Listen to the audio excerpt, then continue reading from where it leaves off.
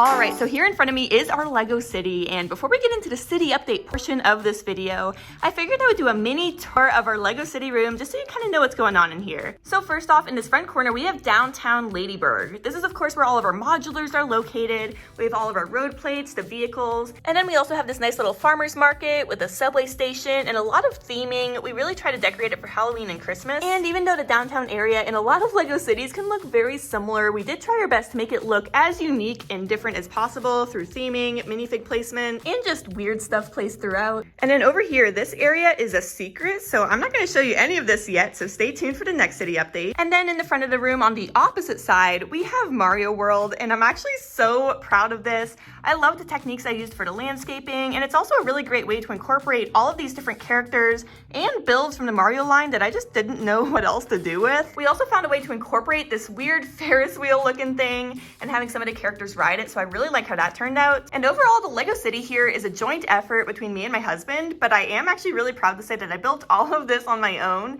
with the exception of the motorization. We have a motor right behind Mario World, and when you turn that on, the piranha plant goes up and down, and we even made it look like he's opening and closing his mouth.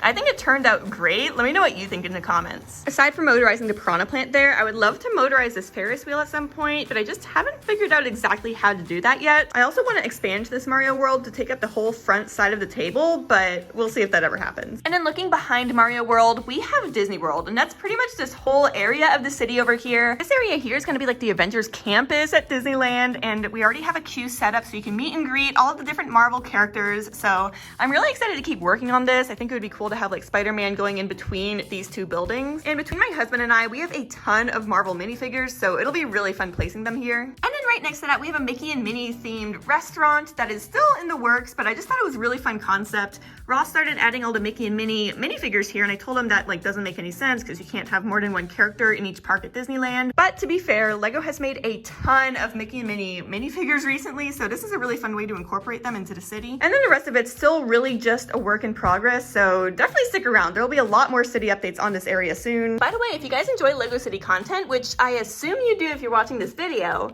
please do consider hitting that subscribe button down below. It really does help me out, and we're going to be working on this a lot over the next few months. All right, so now that that's out of the way, here in this middle area, we're really not going to talk about it much. It's just a whole work in progress, but stay tuned. Alrighty, y'all. So now let's actually talk about how we added the brand new LEGO Ideas Motorized Lighthouse into the LEGO City. This is the newest LEGO Ideas set. It'll be hitting the shelves September 1st for $300 US or 470 Australian. It's a really beautiful build. I absolutely love this, and something really unique about it is that it comes on this dark blue 32 by 32 base plate. It has a nice little cave in the front that actually connects to the motor.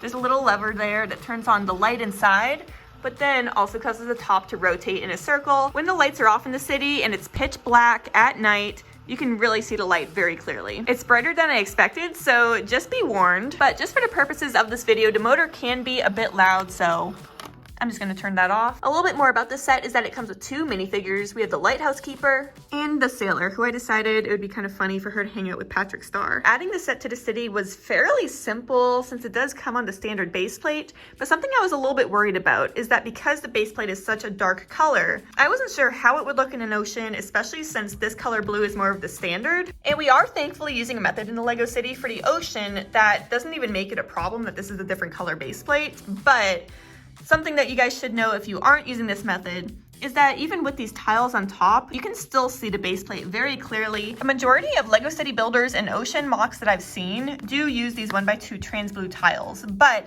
ways that you can kind of mix it up a little bit more is if you look over here, you can see that there's a pretty clear difference between the light trans blue tiles and then the dark trans blue tiles here and here. So if you do get creative with it, I'm sure there's a lot of different methods you can use to use these tiles and make it blend a bit better. That being said though, I think our method for the ocean makes everything a lot easier, and you also have a lot more flexibility with it. So essentially what we do is we take the standard blue base plate and then we top it with plates of different colors. So you can do the light blue, dark blue, or even make it darker brown for along the shores, and then top that with trans blue tiles, and it creates this really nice effect.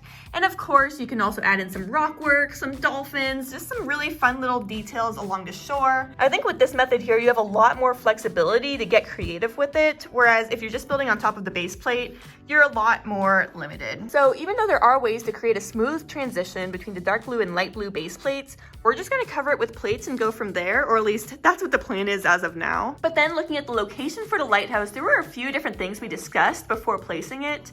We decided on this area here, but another spot we were thinking of is just one base plate back to have it on the corner of our ocean. And initially my thought process was, you know, it's a dark blue base plate, it's probably a little bit deeper where it's at. Deeper water is probably further out shore, but I kind of liked it closer to shore, and then it gives me more room for like larger ships or even potentially some fun motorization for ocean waves out here eventually. Plus all the dark blue is going to get covered anyways, so it doesn't really matter. So now before we do more of an in-depth tour of the inlet, the river, the docks, as well as the beach, because that is all brand new by the way, like this is the first city update showing all of that, let's just talk about some easy mods that I'm going to do to my lighthouse to make it fit better into my Lego city. The first thing I want to do here is get creative with the cave. There's a little treasure chest inside, and I think one of my Scooby boats might actually fit into that, so I'm gonna put a Scooby boat just kind of hiding in there and make it almost into a giant Scooby lighthouse. Next, I'm gonna place Shaggy walking up the stairwell to the lighthouse, and I'll probably find a good home for Scooby up there as well. This is obviously just a super easy change to the city, but I feel like it really adds character to it. So now let's finish this off by taking a look at the river, the beach, and the docks. So I am a huge SpongeBob fan, and when I got the Flying Dutchman, I was so excited. I actually got it used maybe about a year ago,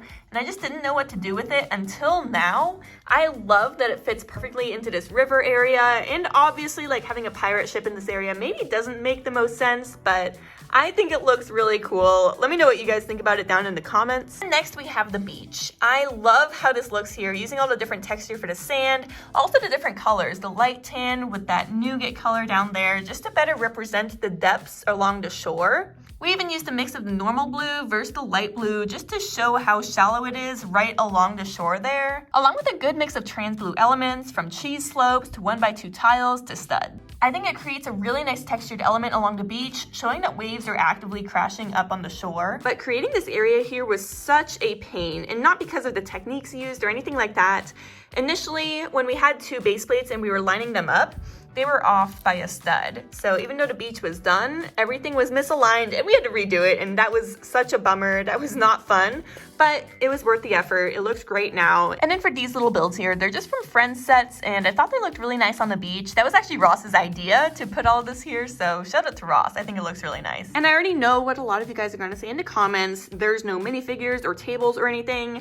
To be fair, I do have a plan for it. We actually just got the brand new LEGO Star Wars Advent Calendar, and I really want to have like a LEGO Star Wars beach party here. I think that'll be really fun, especially with all the characters from the LEGO Star Wars Summer Vacation short on Disney Plus. I just think that'll look really cool on the shore there. So now let's check out the docks. This looks incredible. Please let me know your thoughts down in the comments below. I think it looks awesome, but if you guys have any ideas on how to make this even better, I would love to hear from you.